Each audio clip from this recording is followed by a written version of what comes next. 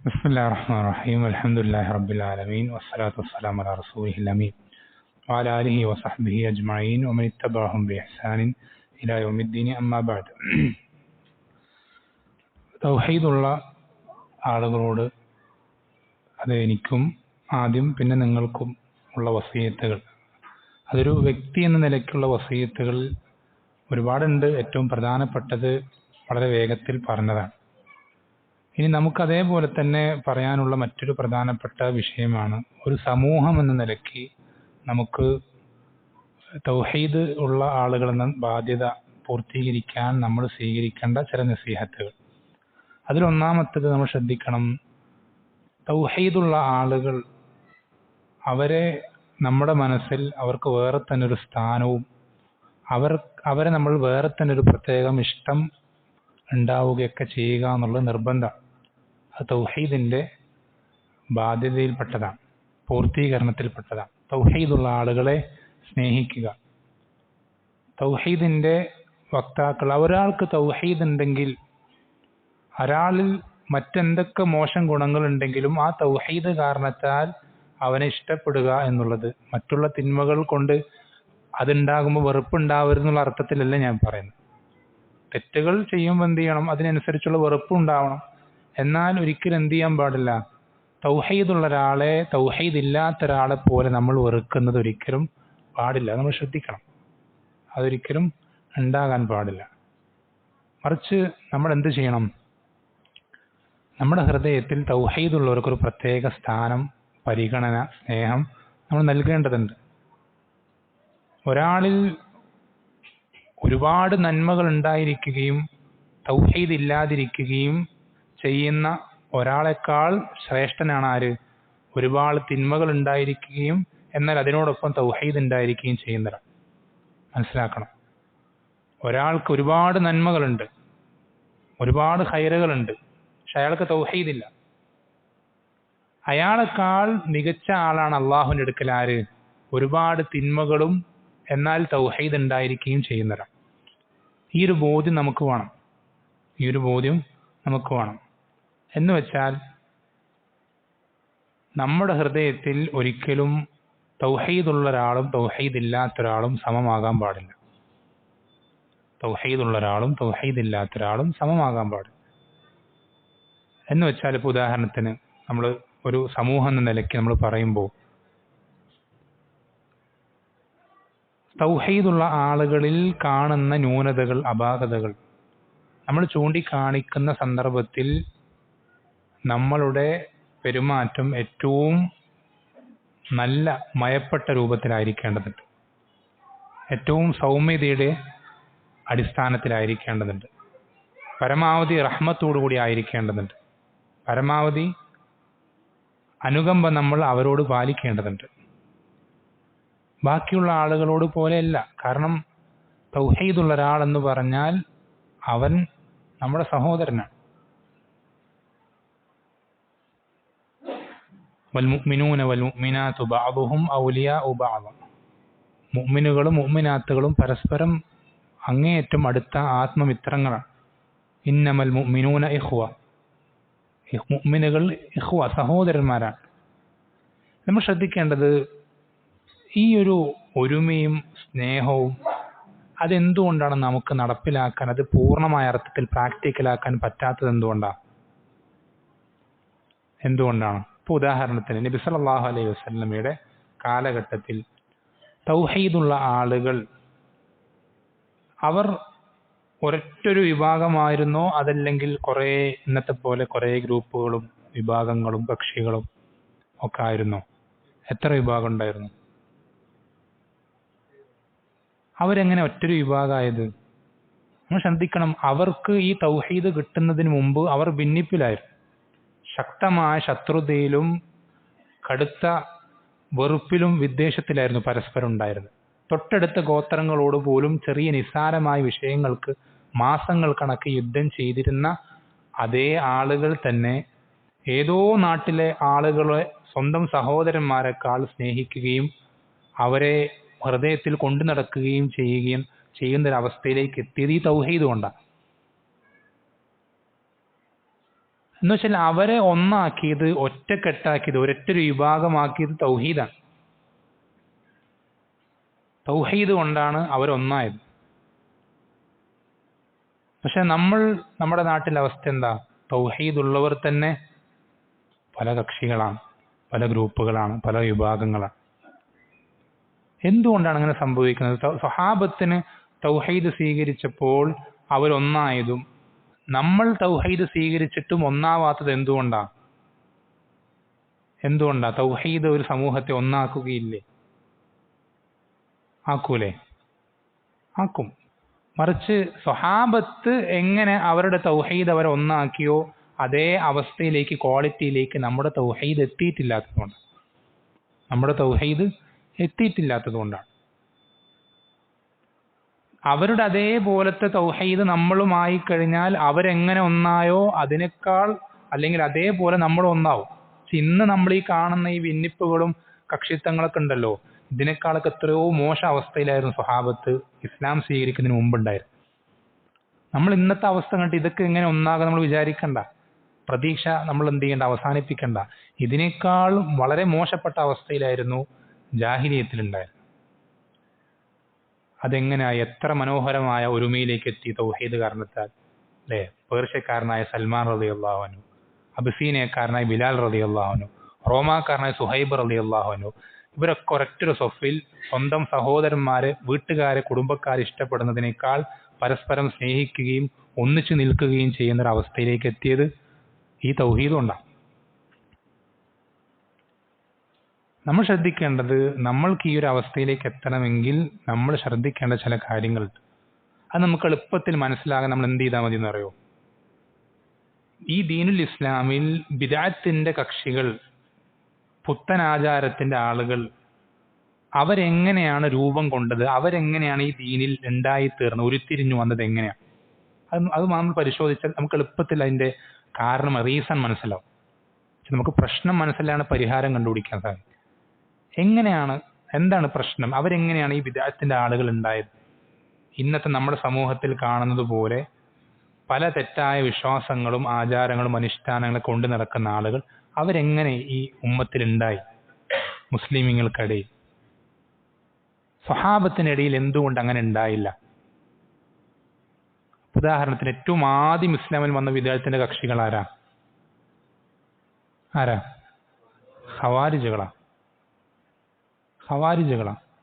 ഖവാരിജുകൾ എന്തുകൊണ്ടാണ് ബിദ്അത്തിന്റെ കക്ഷികളായി തീർന്നത്? ദുനിയാവിനോടുള്ള ആഗ്രഹം കൊണ്ടാ? സമ്പത്തിനോടുള്ള മോഹം കൊണ്ടാ? പിന്നെന്തുകൊണ്ടാ? അധികാരം ആഗ്രഹിച്ചുകൊണ്ടാ? എന്തുകൊണ്ടാണ്?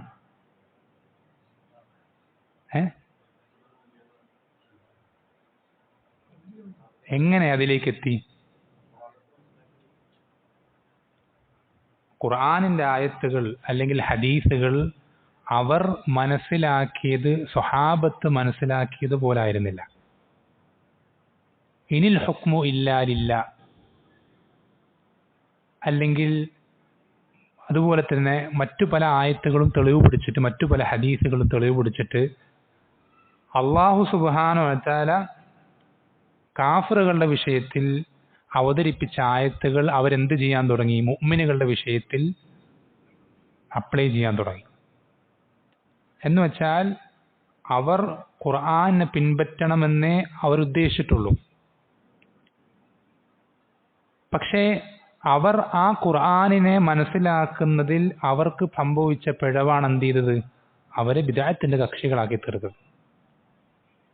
എന്ന് വെച്ചാൽ നമുക്ക് ഏതൊരു തൗഹീദിന്റെ വക്താവിനോടും നമുക്ക് പറയാനുള്ളത്, ആവശ്യപ്പെടാനുള്ളത്, അവരുടെ തെറ്റായ വ്യതിയാനങ്ങൾ ചൂണ്ടിക്കാണിക്കുവാൻ, അവരെ ശരിയായ തൗഹീദിലേക്ക് മടക്കിക്കൊണ്ടുവരാൻ നമുക്ക് അവരോട് പറയാനുള്ള ഒന്നാമത്തെ കാര്യം എന്നുള്ളത്, നിങ്ങൾ ഏതൊരായത്ത് മനസ്സിലാക്കുമ്പോഴും പ്രവർത്തിക്കുമ്പോഴും ജനങ്ങൾക്ക് പഠിപ്പിച്ചു കൊടുക്കുമ്പോഴും, ഏതൊരു ഹദീസ് നിങ്ങൾ പ്രവർത്തിക്കുമ്പോഴും പഠിപ്പിച്ചു കൊടുക്കുമ്പോഴും ആ ആയത്തും ഹദീസും സ്വഹാബികൾ എങ്ങനെ മനസ്സിലാക്കി, അവരെങ്ങനെ അത് പ്രാക്ടിക്കലാക്കി എന്നുള്ളത് നിങ്ങൾ പരിശോധിക്കണം. അത് പരിശോധിച്ച് ഉറപ്പുവരുത്തി എന്നിട്ട് നിങ്ങളുടെ നിലപാട് അതിനോട് യോജിക്കുന്നുണ്ടെങ്കിലേ നിങ്ങൾ ശരിയായ രീതിയിലാകുന്നുള്ളൂ. കാരണം ഒന്നാമത്തെ കാര്യം, നമുക്ക് ഭിന്നിപ്പ് ഇല്ലാതാക്കാൻ എല്ലാ തൗഹീദുള്ള ആളുകളും സ്വഹാബത്തിനെ പോലെ ഒറ്റക്കെട്ടാകാൻ നമ്മൾ ശ്രദ്ധിക്കേണ്ട ആദ്യത്തെ കാര്യം അതാണ്. ഏതൊരായത്തും ഹദീസും നമ്മൾ മനസ്സിലാക്കേണ്ടത്, പ്രവർത്തിക്കേണ്ടത് സ്വഹാബത്ത് മനസ്സിലാക്കിയതുപോലെയും പ്രവർത്തിച്ചതുപോലെയും. ഏതെങ്കിലും ഒരായത്ത് നമ്മൾ സ്വഹാബത്ത് മനസ്സിലാക്കിയത് എങ്ങനെയാണെന്ന് പരിശോധിക്കാതെ, അവരത് പ്രാക്ടിക്കലാക്കിയത് എങ്ങനെയാണെന്ന് പരിശോധിക്കാതെ നമ്മൾ അത് പ്രവർത്തിക്കുകയോ പഠിപ്പിച്ചു കൊടുക്കുകയോ ചെയ്തു കഴിഞ്ഞാൽ അവിടെ ഒരു ഭിന്നിപ്പുണ്ടാവും. അവിടെ ഒരു ബിദ്അത്തിന്റെ കക്ഷി രൂപപ്പെടും. അവിടെ തെറ്റായ വിശ്വാസങ്ങൾ സമൂഹത്തിൽ ഉടലെടുക്കും. അവിടെ എന്തുണ്ടാവും? ചേരിതിരിവുകളും കക്ഷിത്വങ്ങളൊക്കെ രൂപപ്പെടും.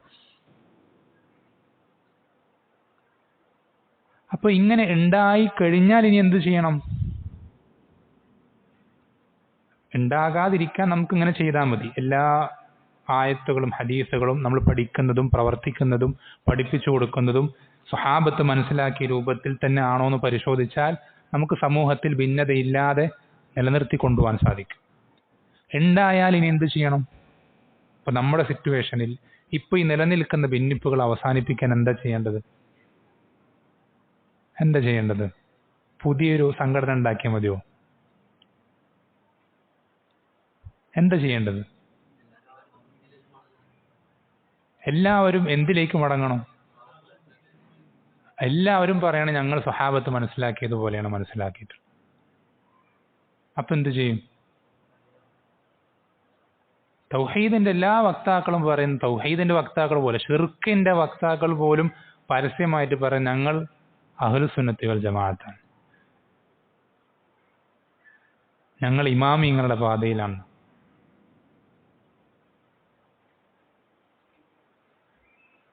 നമ്മൾ ശ്രദ്ധിക്കണം, ആത്മാർത്ഥതയോടുകൂടെ അത് പറയുന്ന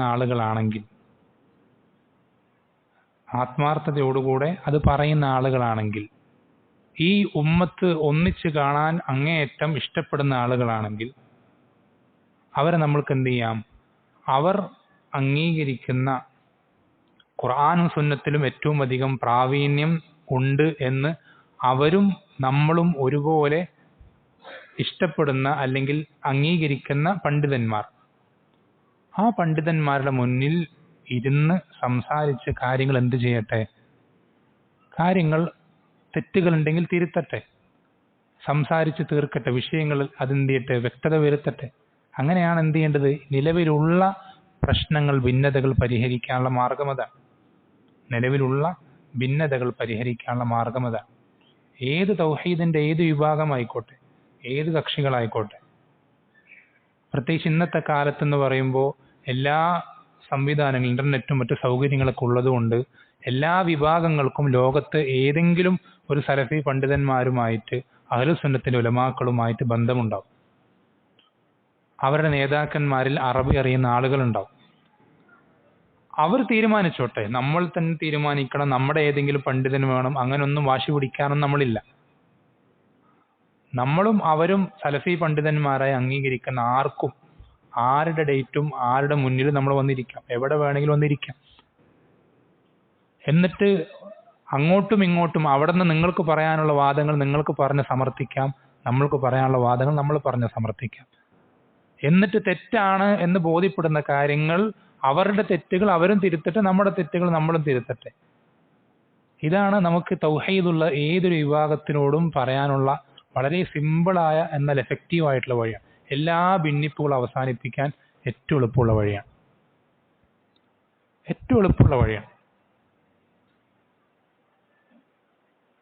ഇങ്ങനെ ചെയ്തു കഴിഞ്ഞാൽ ഉറപ്പ് പറയാം, 100% ഉറപ്പ് പറയാം, തൗഹീദുള്ള ആളുകൾക്കിടയിലുള്ള ഭിന്നിപ്പുകളൊക്കെ അവസാനിക്കും. മറ്റ് ദുരുദ്ദേശങ്ങളില്ലെങ്കിൽ, ദുനിയാവിന്റെ മോഹങ്ങളോ അധികാരമോ അല്ലെങ്കിൽ സമ്പത്തോ മറ്റെന്തെങ്കിലും സ്ഥാനമാനങ്ങളോ ഇതൊന്നും മോഹമില്ലാത്ത ആളുകളാണെങ്കിൽ ഇങ്ങനെ ഒരു ഇരുത്തം കഴിയുമ്പോഴേക്ക് എന്ത് ചെയ്യും? അവർക്കിടയിലുള്ള ഭിന്നിപ്പുകളൊക്കെ അവസാനിക്കും. അവർക്കിടയിലുള്ള ഭിന്നിപ്പുകളൊക്കെ അത്രയേ ഉള്ളൂ. തൗഹീദുള്ള ആളുകൾക്കിടയിലുള്ള ഭിന്നിപ്പുകൾ വളരെ എളുപ്പത്തിൽ പരിഹരിക്കാൻ സാധിക്കും, ഏത് വിഭാഗമാണെങ്കിലും ശരി. നമ്മൾ ശ്രദ്ധിക്കേണ്ടത്, നമ്മൾക്കൊരു വിഭാഗത്തിന് മൊത്തത്തിൽ അങ്ങനെ കൊണ്ടുപോയി അല്ലെ, വലിയ വലിയ സംസ്ഥാന പ്രസിഡന്റുമാരെയും സെക്രട്ടറിമാരെയും അങ്ങനെ നമുക്ക് കൊണ്ടുപോയി ഇരുത്തി സംസാരിപ്പിക്കാനുള്ള നമുക്ക് കഴിയില്ലെങ്കിൽ നമ്മൾ എന്ത് ചെയ്യുക? നമുക്ക് പരിചയമുള്ള, നമ്മളെ നേരിട്ട് ബന്ധമുള്ള ആളുകൾ, ഹക്കിന്റെ ഭാഗത്ത് നിൽക്കും, ഹക്കിനോട് പ്രതിബദ്ധതയുള്ള ആളുകൾ അവരിലുണ്ടാവും. അതാണ് ശരി എന്ന് മനസ്സിലാക്കിക്കൊണ്ട് അതിൽ തുടരുന്ന ആളുകളുണ്ടാവും. അവരെ നമ്മൾ എന്ത് ചെയ്യുക? ഇതുപോലത്തെ ആളുകളുടെ മുന്നിൽ ചെന്നിരുന്ന് സംസാരിക്കാനുള്ള അവസരം നമ്മൾ തയ്യാറാക്കി കൊടുക്കുക. നമ്മൾ ഒരിക്കലും അവരെ നരകത്തിലേക്ക് വിട്ടുകളയരുത്. അവർ നമ്മുടെ സഹോദരന്മാരാണ്. അവരങ്ങനെ എന്തെങ്കിലുമൊക്കെ കാണിച്ചോട്ടെ, അവർ ഹദീസിനെ നിഷേധിച്ചോട്ടെ, അവർ കണ്ണേറിനെ നിഷേധിച്ചോട്ടെ, അല്ലെങ്കിൽ ജിന്നുകൾ അബോധികമാണെന്ന് പറയും, ഇങ്ങനെ ഓരോന്നും അതൊക്കെ എന്തെങ്കിലുമൊക്കെ അവർ പറഞ്ഞുകൊട്ടെ എന്ന് പറയാൻ നമുക്ക് പറ്റില്ല. അവർ നമ്മുടെ സഹോദരന്മാർ. അവരെ നമുക്ക് എന്ത് ചെയ്യണം? ഇതിൽ നിന്ന് കരകയറ്റി, ഈ അബദ്ധങ്ങളിൽ നിന്ന് കരകയറ്റി ശരിയായ തൗഹീദിലേക്ക് അവരെത്തിക്കണം. അതിന് നമുക്ക് മൊത്തത്തിൽ ഒന്നടങ്കം സാധിക്കൂലെങ്കിൽ, അവരുടെ നേതൃത്വത്തെ മുഴുവൻ പിടിച്ച് അങ്ങനെ ആക്കി മൊത്തത്തിൽ മാറ്റാൻ സാധിക്കില്ലെങ്കിൽ അവരിൽ അതിന് തയ്യാറുള്ള ആളുകളുണ്ടാവും. ഹക്കിന്റെ ഭാഗത്ത് നിൽക്കാൻ ആരെതിർത്താലും നിൽക്കുമെന്ന രൂപത്തിൽ മുന്നിട്ട് വരുന്ന ആളുകൾ അവരിലുണ്ടാവും. അവരെങ്കിലും നമ്മൾ എന്ത് ചെയ്യണം? ഈ രൂപത്തിൽ നമ്മൾക്ക് പറ്റുന്നത് പോലെ നമ്മൾ പരിശ്രമിക്കണം. നിങ്ങൾ തന്നെ പല ആളുകൾക്കും അറിയാം, ഇത്തരം പല സംഘങ്ങളിൽ നിലനിൽക്കുന്ന ആള്, അവരൊരിക്കലും ആ സംഘത്തിൽ എന്തെങ്കിലും സ്ഥാനങ്ങൾ പ്രതീക്ഷിച്ചുകൊണ്ട് നിൽക്കുന്ന ആളുകളിൽ അവര് ഹക്കിന്റെ, അതാണ് ഹക്കെന്ന് മനസ്സിലാക്കിക്കൊണ്ട് ഹക്കിന്റെ ഭാഗത്ത് നിൽക്കണമെന്നുള്ള ഒരേ ഒരു ചിന്ത കൊണ്ട് മാത്രം അതിൽ നിലനിൽക്കുന്ന ആളുകളുണ്ടാവും. അവരെ നമ്മൾ എന്ത് ചെയ്യണം? കൂടെ കൂട്ടണം. അവരെന്ത് ചെയ്യണം? ഇത്തരം ആളുകളുടെ മുന്നിൽ ഇരിക്കാൻ നമ്മൾ വേണ്ട തർത്തീബുകൾ നമ്മളെ കൊണ്ട് പറ്റുന്ന രൂപത്തിൽ നമ്മൾ ചെയ്തു കൊടുക്കണം. അങ്ങനെയുള്ളവർക്ക് അറിവ് കിട്ടാത്ത പ്രശ്നമേ ഉണ്ടാവുള്ളൂ. അവരൊക്കെ ശരിക്കും ഇത് പറഞ്ഞ് മനസ്സിലാക്കി കഴിഞ്ഞാൽ അവർ തിരുത്തും. അങ്ങനെ തിരുത്തി എല്ലാവരും ഹക്കിലേക്ക് എത്തണം, എല്ലാവരും ശരിയായ മൻഹജിലേക്ക് എത്തണം, എല്ലാവരും സ്വഹാബത്തിന്റെ ആദർശത്തിലേക്ക് എത്തണം എന്നുള്ള ചിന്തയെ നമുക്ക് ഉണ്ടാവാൻ പാടും. അതിനുവേണ്ടി നമ്മൾ എന്ത് ചെയ്യണം? അങ്ങേയറ്റം പരിശ്രമിച്ചുകൊണ്ടേയിരിക്കണം. അങ്ങേയറ്റം നമ്മൾ പരിശ്രമിച്ചുകൊണ്ടേയിരിക്കണം. അതല്ലാതെ നമ്മൾ ഒരിക്കലും അവരെന്ത് ചെയ്യരുത്? ശൈത്താന്മാർക്ക് വിട്ടുകൊടുക്കരുത് നമ്മുടെ സഹോദരന്മാരെ. അത് നമുക്ക് നമ്മുടെ സഹോദരന്മാരുള്ള ബാധ്യതയാണ്. നമ്മുടെ സഹോദരന്മാർ, ഈ ബാധ്യത നമുക്ക് തൗഹീദ് ഇല്ലാത്തവരെക്കാൾ കൂടുതലുള്ള തൗഹീദ് ഉള്ളവരോടാണ്. നമുക്ക് എല്ലാവരോടും ഈ ബാധ്യതയുണ്ട്, എല്ലാവരോടും നമുക്ക് ഈ ബാധ്യതയുണ്ട്. പക്ഷെ ഈ ബാധ്യത നമുക്ക് ഏറ്റവും കൂടുതലുള്ളത് തൗഹീദുള്ള ആളുകളാണ്. അവരുടെ വിഷയത്തിൽ നിങ്ങൾ എന്ത് ചെയ്യണം? പ്രത്യേകം ശ്രദ്ധിക്കണം, പ്രത്യേകം നിങ്ങൾ നസീഹത്ത് കാണിക്കണം. അതേപോലെ തന്നെ നിങ്ങൾ ശ്രദ്ധിക്കേണ്ട മറ്റൊരു വിഷയം എന്നുള്ളത്,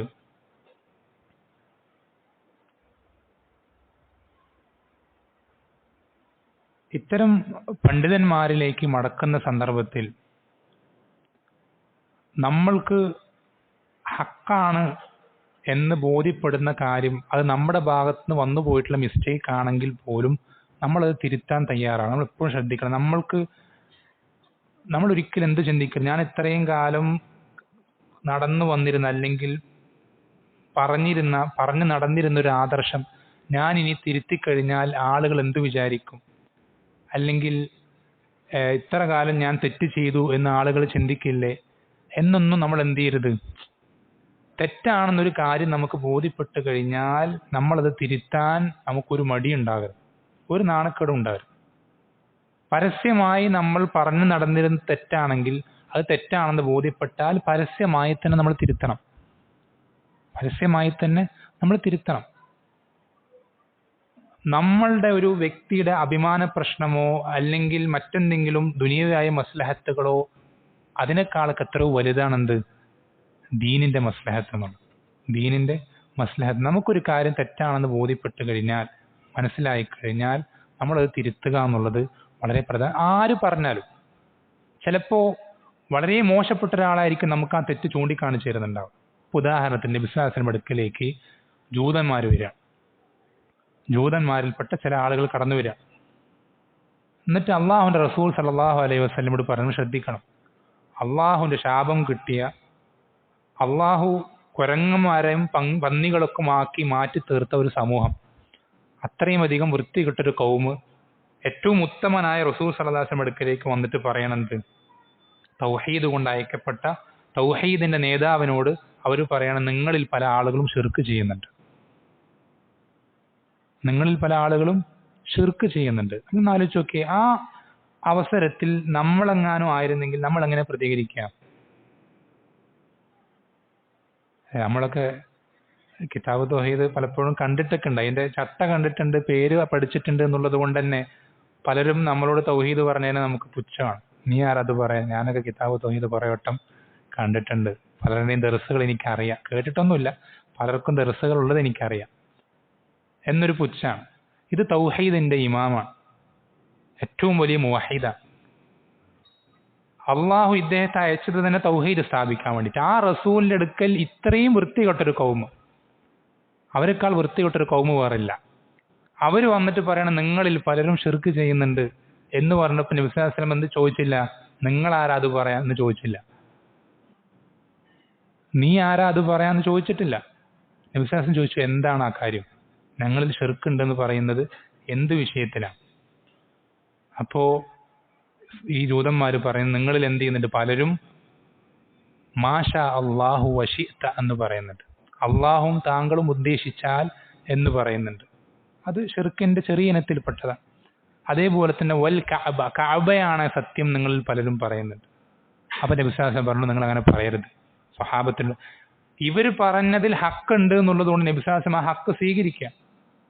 പക്ഷെ നമ്മളുടെ തെറ്റ് ചൂണ്ടിക്കാണിച്ചു തരുന്നത് ആരായിക്കോട്ടെ, നമ്മൾക്കതൊരു ബോണസാണ്, നമുക്കത് ഹൈറാണ് അല്ലെ. പല ആളുകളും പറയുന്നത് നമ്മുടെ തെറ്റുകൾ ഒക്കെ ഇങ്ങനെ ചൂഴ്ന്നന്വേഷിക്കാൻ കണ്ടുപിടിക്കാൻ വേണ്ടി ഇങ്ങനെ പലരും ഇങ്ങനെ അതിനുവേണ്ടി മെനക്കെട്ട് നടക്കുക. നമ്മൾ അങ്ങനെ പറയേണ്ട ആവശ്യമില്ല, നമുക്കത് ഹൈറാണ്. ഒരാൾ നമ്മുടെ തെറ്റുകളുടെ പിന്നാലെ പരതി നടക്കുകയാണെങ്കിൽ അത് നമുക്ക് ഹൈറല്ലേ. കാരണം നമ്മളെ സംബന്ധിച്ചിടത്തോളം നമുക്കൊരിക്കലും നമ്മുടെ തെറ്റുകൾ വ്യക്തിപരമായി നമുക്ക് മനസ്സിലായിക്കൊള്ളുന്നില്ല. നമ്മളെപ്പോഴും നമ്മളെപ്പറ്റി വിചാരിക്കും ഞാൻ പെർഫെക്റ്റ് ആണെന്ന്. ഒരാൾ നമ്മുടെ തെറ്റുകൾ ചൂണ്ടിക്കാണിക്കാൻ പുറകിൽ നടക്കുന്നുണ്ടെങ്കിൽ അത് ഹൈറാണ്, അൽഹംദുലില്ലാ. ആ തെറ്റുകൾ നമുക്ക് ചൂണ്ടിക്കാണിച്ചെന്നാൽ നമുക്ക് തിരുത്ത ആരാണെങ്കിലും നമുക്കതൊരു വിഷയമല്ല. നമ്മളെ നേർക്ക് നേരെ എല്ലാ തരത്തിലും ബുദ്ധിമുട്ടിക്കുന്ന ഏറ്റവും വലിയ കൊടിയ ശത്രുവാണെങ്കിൽ പോലും അവൻ പറയുന്നതിൽ ഹക്കുണ്ടെങ്കിൽ നമ്മൾ ആ ഹക്ക് സ്വീകരിക്കുന്നതിന് എന്ത് പ്രശ്നമാണുള്ളത്?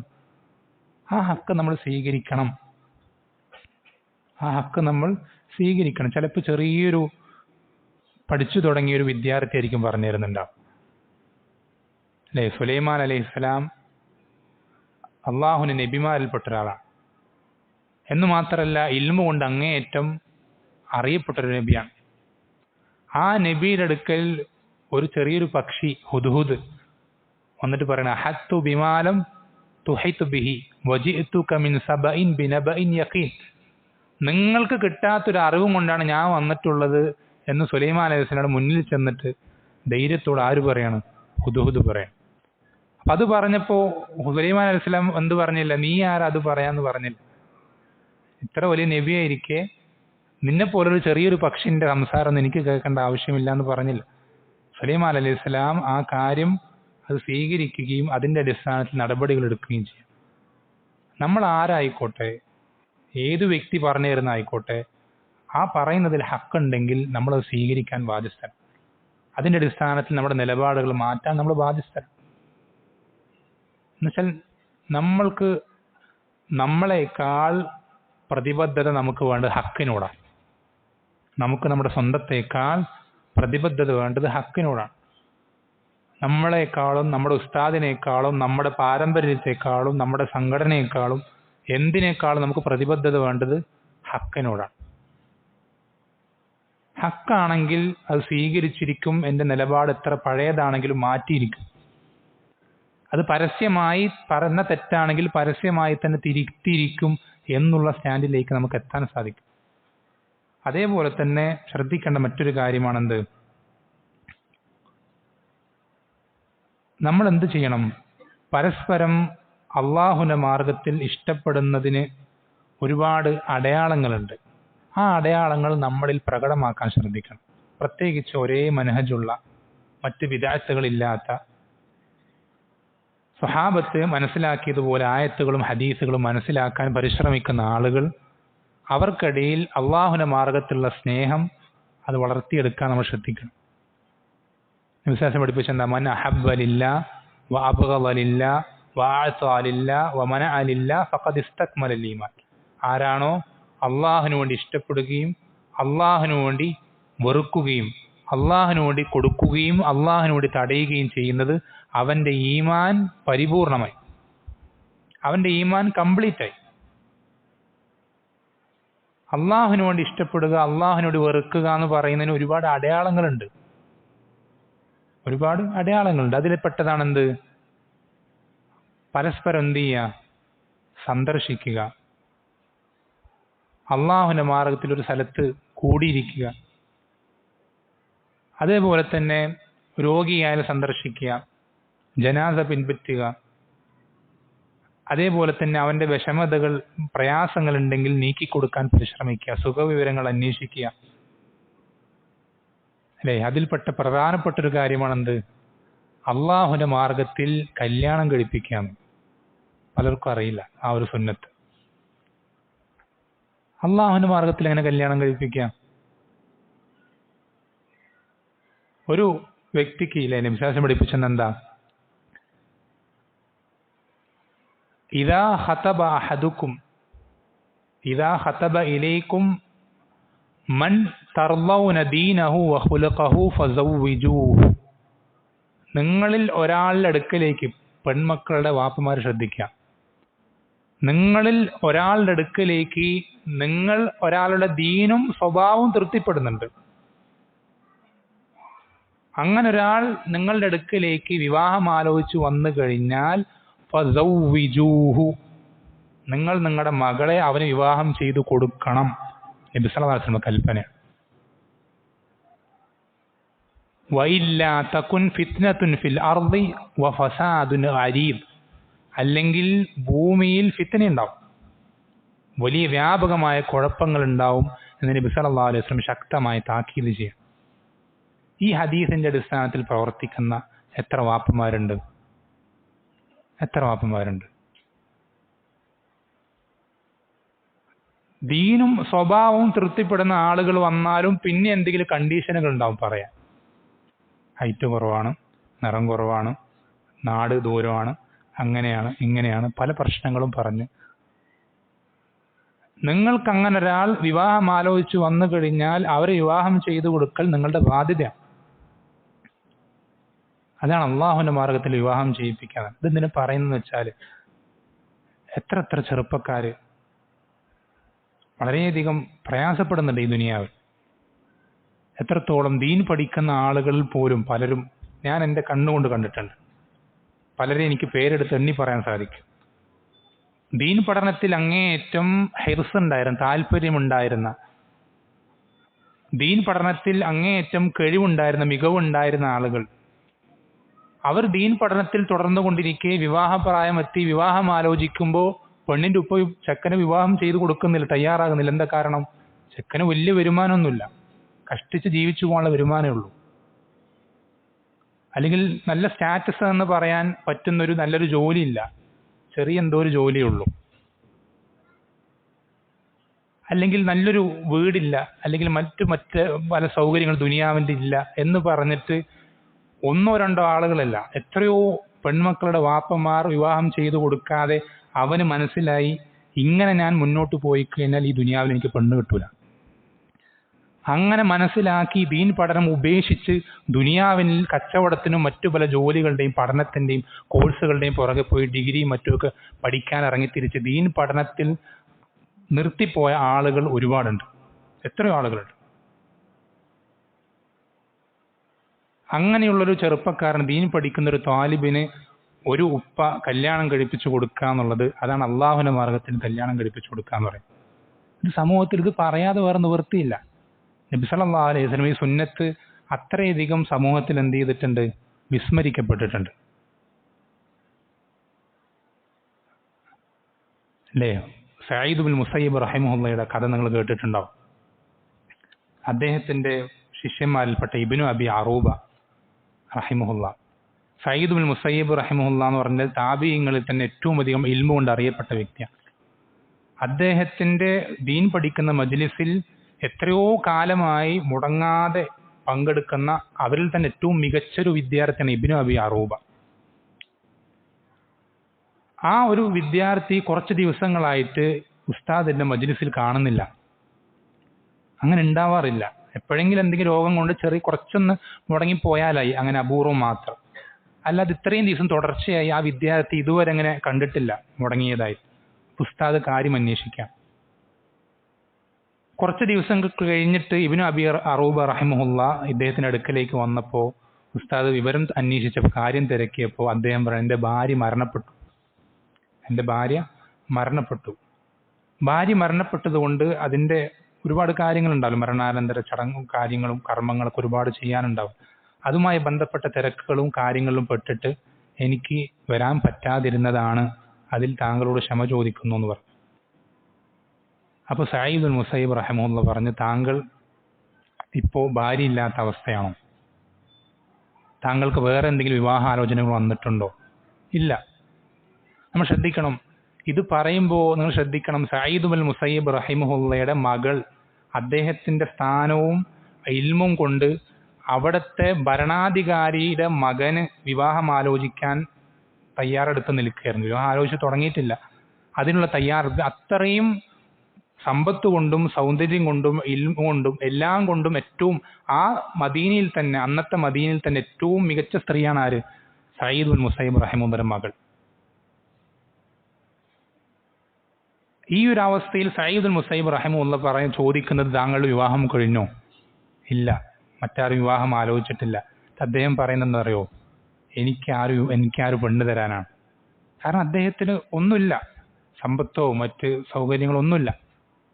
അപ്പോൾ സയ്യിദ് ബിൻ മുസയ്യിബ് റഹിമഹുല്ലാ കൈപിടിച്ച് സംസാരിക്കുകയായിരുന്നു. കൂടെയുള്ള അപ്പുറത്തുപ്പുറത്തുള്ള പള്ളിയുള്ള കുറച്ച് ആളുകൾ എന്ത് ചെയ്തു? വരാൻ പറഞ്ഞു, വിളിച്ചു. എന്നിട്ട് പറഞ്ഞു, ഞാൻ എൻ്റെ മകൾ ഇന്നവളെ നിനക്കതാ നിന്റെ ഭാര്യയെ നിശ്ചയിച്ചു തന്നിരിക്കുന്നു എന്ന് പറഞ്ഞു. നിക്കാഹ് കഴിഞ്ഞു. വീട്ടിൽ പോയി ഇദ്ദേഹം ഈ ശിഷ്യൻ വീട്ടിലേക്ക് എത്തി. രാത്രി സമയമായപ്പോൾ വാതിൽ ആരും മുട്ടുന്നു. അപ്പൊ ഇദ്ദേഹം വാതിൽ തുറന്നു നോക്കിയപ്പോൾ ഉസ്താദായ സയ്യിദ് ബിൻ മുസയ്യിബ് റഹിമഹുല്ലാ. അദ്ദേഹത്തെ 40 വർഷമായിട്ട് മദീനക്കാർ വീട് പള്ളി എന്നതിനിടയിലല്ലാതെ വേറൊരു സ്ഥലത്ത് കണ്ടിട്ടില്ല. 40 വർഷത്തിന് ശേഷം ആദ്യമായിട്ടാണ് അദ്ദേഹത്തെ ഇവിടെ കാണുന്നത്. ഇദ്ദേഹം ഇവിടെ വന്നിട്ട് എന്തൊക്കെയാണ് വിശേഷങ്ങളെന്ന് ചോദിച്ചിട്ട് സംസാരിച്ചിട്ട് എന്ത് ചെയ്തു? സയ്യിദ് ബിൻ മുസയ്യിബ് പെട്ടെന്ന് തിരിഞ്ഞു പോയി, പോകുന്നു പറഞ്ഞിട്ട് തിരിഞ്ഞു പോയപ്പോൾ പുറകിൽ ഒരു സ്ത്രീ നിൽക്കുന്നുണ്ട്. സയ്യിദ് ബിൻ മുസയ്യിബ് റഹിമഹുല്ലാ മകളെ ഭർത്താവിന്റെ വീട്ടിലേക്ക് ആക്കാൻ വന്നത്. ഈ രൂപത്തിൽ നബി സല്ലല്ലാഹു അലൈഹി വസല്ലം ഈ സുന്നത്ത് നമ്മൾ നടപ്പിലാക്കാൻ പെൺമക്കളുടെ ഭർത്താക്കന്മാർ ശ്രദ്ധിക്കുക. അള്ളാഹുവാണ് സത്യം, ഞാനിത് എനിക്ക് വേണ്ടി പറയുന്നില്ല. എൻ്റെ കല്യാണം കഴിഞ്ഞിട്ടുണ്ട്. ഒരിക്കലും അങ്ങനെ ചിന്തിക്കരുത്. ഞാനിപ്പോൾ മറ്റൊന്നും കഴിക്കാൻ ആഗ്രഹിക്കുന്നില്ല.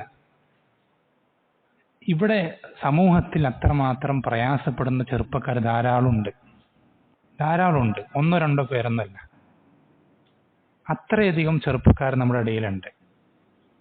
പ്രത്യേകിച്ച് തുല്ലാബുകളെ നിങ്ങൾ പ്രത്യേകം പരിഗണിക്കണം. ദീൻ പഠിക്കുന്ന ആളുകളെ പ്രത്യേകം പരിഗണിക്കണം. ബാക്കിയുള്ളവരെ നിങ്ങൾ വിടുക. ദീൻ പഠിക്കുന്ന സലഫി മനഹജിലുള്ള അഹ്ലു സുന്നത്തി വൽ ജമാഅത്തിന്റെ മാർഗത്തിലുള്ള ആളുകളെ, നിങ്ങളുടെ മക്കളെ, ഏറ്റവും നല്ല ആ മഹിളാ രത്നങ്ങളെ, ആ മുത്തുകൾ പോലെ നിങ്ങൾ വളർത്തിയെടുത്ത ആ സ്ത്രീകളെ നിങ്ങൾ വിവാഹം കഴിപ്പിക്കേണ്ടത് ഇങ്ങനെയുള്ള ആളുകൾക്കാണ്, ഇങ്ങനെയുള്ള ചെറുപ്പക്കാർക്കാണ്.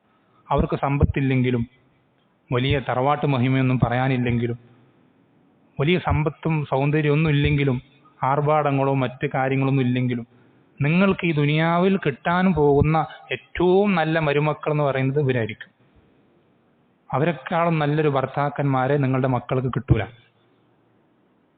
ഒരിക്കലും കിട്ടൂല. നിങ്ങൾക്ക് ഈ ദുനിയാവിൽ വെച്ച് നിങ്ങളുടെ മക്കൾക്ക്, പെൺമക്കൾക്ക് കൊടുക്കാൻ പറ്റുന്ന ഏറ്റവും നല്ല ഭർത്താക്കന്മാരെന്ന് പറയുന്നത് ദീൻ പഠിക്കുന്ന തുല്ലാബുകളാണ്. അത് നിങ്ങൾ വളരെയധികം ശ്രദ്ധിക്കണം. അത് നമുക്ക് അവരോടുള്ള ബാധ്യതയിൽപ്പെട്ടതാണ്. ഒരു സമൂഹത്തിൽ എത്രത്തോളം ഇൽമിന് സ്ഥാനമുണ്ടോ അത്രത്തോളമാണ് ആ സമൂഹം റബ്ബിന്റെ അടുക്കൽ ഉയരുക. നേരത്തെ പറഞ്ഞു നമ്മൾ ഇൽമുള്ളവരെ ആദരിക്കുക എന്നുള്ളത് അല്ലേ വിശ്വാസം പഠിപ്പിച്ചെന്താ? ലൈസ മിന്ന മല്ലം യർഹം സഗീറന വയുജില്ല കബീറന വയഅരിഫ് ലിആലിമിന ഹഖ. നമ്മളിലെ ചെറിയവരോട് കരുണ കാണിക്കാത്തവരും നമ്മളിലെ മുതിർന്നവരെ ആദരിക്കാത്തവരും നമ്മളിലെ ആലിമുകളുടെ ഹക്ക് മനസ്സിലാക്കാത്തവരും നമ്മിൽപ്പെട്ടവനല്ലാന്ന് പഠിപ്പിച്ചു. നമ്മുടെ കൂട്ടത്തിൽപ്പെട്ട ഇൽമുമായി ബന്ധപ്പെട്ട് നിൽക്കുന്ന തുല്ലാബുകൾ, ഉലമാക്കൾ, അവരുടെ ഹക്ക് നമ്മൾ മനസ്സിലാക്കണം. ഒരു സമൂഹത്തിൽ ഏറ്റവും നല്ല പെൺകുട്ടികളുണ്ടെങ്കിൽ ഇൽമു കൊണ്ടും സൗന്ദര്യം കൊണ്ടും സമ്പത്ത് കൊണ്ടും തറവാട്ട് മഹിമ കൊണ്ടും ഏറ്റവും നല്ല പെൺകുട്ടികളുണ്ടെങ്കിൽ അവർക്ക് ഏറ്റവും കൂടുതൽ ഇൽമുള്ള ആളുകളാണ് സമൂഹത്തിൽ കെട്ടിച്ചു കൊടുക്കേണ്ടത്, വിവാഹം ചെയ്തു കൊടുക്കേണ്ടത്. കാരണം അവരാണ് അതിന് ഏറ്റവും അർഹിക്കുന്ന ആൾ. അവരെക്കാൾ നല്ല ഭർത്താക്കന്മാർ വേറെ കിട്ടൂല. അവരെക്കാൾ നല്ല ഭർത്താക്കന്മാർ ഈ സമൂഹത്തിൽ ഒരിക്കലും കിട്ടുകയില്ല. അത് വളരെ ശ്രദ്ധിക്കേണ്ട ഒരു വിഷയമാണ്. അത് നബി സല്ലല്ലാഹു അലൈഹി വസല്ലം അത്രയും ശക്തമായ നിലയ്ക്ക് താക്കീത് നൽകിയിട്ടുള്ളൊരു വിഷയമാണ്. അതുപോലെ തന്നെ നമ്മൾ എന്ത് ചെയ്യണം? കിതാബ് തൗഹീദ് പഠിച്ചു കഴിഞ്ഞ ആളുകളോട് പറയാം. പഠിച്ചു കഴിഞ്ഞിട്ടില്ലെങ്കിൽ എത്രയും വേഗം പഠിക്കണം. അതുപോലത്തെ കിതാബുകൾ പഠിച്ചു കഴിഞ്ഞാൽ ഇനിയിപ്പോൾ നിങ്ങൾക്ക് പഠിക്കാൻ ഇതുവരെ ചാൻസ് കിട്ടിയിട്ടില്ലെങ്കിൽ ഇൻഷാ അള്ളാഹ് ഒരു 2 ആഴ്ച കഴിഞ്ഞിട്ട് ജനുവരി 9, 10, 11 ദിവസങ്ങളിൽ ഒരു ദൗറ തൗഹീദിന്റെ വിഷയങ്ങളിലുള്ള അടിസ്ഥാന ഹദീസുകൾ വിശദീകരിക്കുന്ന ഒരു ദൗറ ഇൻഷാ അള്ളാഹ് സംഘടിപ്പിക്കപ്പെടുന്നുണ്ട് എടപ്പാൾ അയിലക്കാട് വെച്ചിട്ട്. അതിൽ പരമാവധി എന്ത് ചെയ്യുക, ഇത്തരം കാര്യങ്ങളാണ് ഏറ്റവും അടിസ്ഥാനപരമായി തൗഹീദിനെ സംബന്ധിച്ച് മനസ്സിലാക്കിയിരിക്കേണ്ട മസലകളാണ്.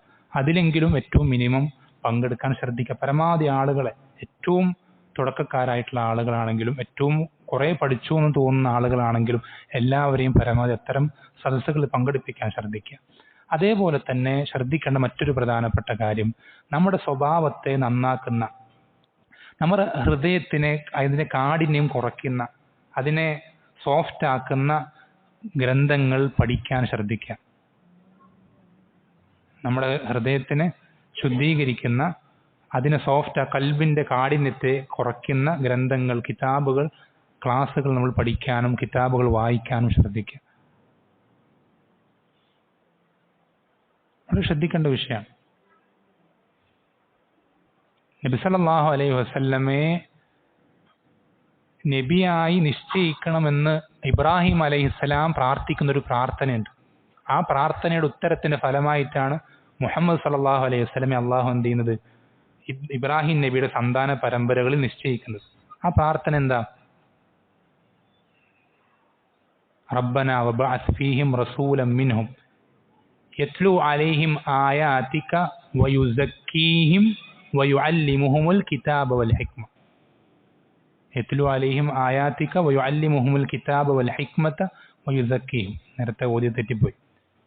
യത്ലു അലൈഹിം ആയാതിക, നിന്റെ ആയത്തുകൾ ആ റസൂല് ഇവർക്ക് പാരായണം ചെയ്തു കൊടുക്കണം, ഈ മക്കക്കാർക്ക്. എന്നിട്ടോ വയുഅല്ലിമുഹുൽ കിതാബ വൽ ഹിക്മ, കിതാബും സുന്നത്തും അവർക്ക് പഠിപ്പിച്ചു കൊടുക്കണം. എന്നിട്ട് എന്ത് ചെയ്യണം? വയുസക്കീഹിം, അവരെ ശുദ്ധീകരിക്കണം, നന്നാക്കിയെടുക്കണം. നബി സല്ലല്ലാഹു അലൈഹി വസല്ലമയുടെ റിസാലത്തിന്റെ ഏറ്റവും പ്രധാനപ്പെട്ട ലക്ഷ്യങ്ങളിൽ ഒന്നാണെന്ത്? സ്വഭാവം ശുദ്ധീകരിക്കാമെന്ന്. ഹദീസിൽ അങ്ങനെ തന്നെ പഠിപ്പിച്ചിട്ടുണ്ട്. ഇന്നമാ ബുഇസ്തു ലിഉതമ്മിമ മകാരിമൽ അഖ്ലാഖ്. പറഞ്ഞു, ഞാൻ അയക്കപ്പെട്ടത് എന്തിനു വേണ്ടി മാത്രമാണ്? ഇന്നമാ എന്ന് പറഞ്ഞാൽ മാത്രം എന്നുള്ള അർത്ഥമുണ്ട്. ഞാൻ അയക്കപ്പെട്ടത് എന്തിനു വേണ്ടി മാത്രമാണ്? നല്ല സ്വഭാവങ്ങൾ പൂർത്തീകരിക്കാൻ വേണ്ടി മാത്രമാണ് എന്ന് നബി വിശ്വാസം പഠിപ്പിച്ചത്.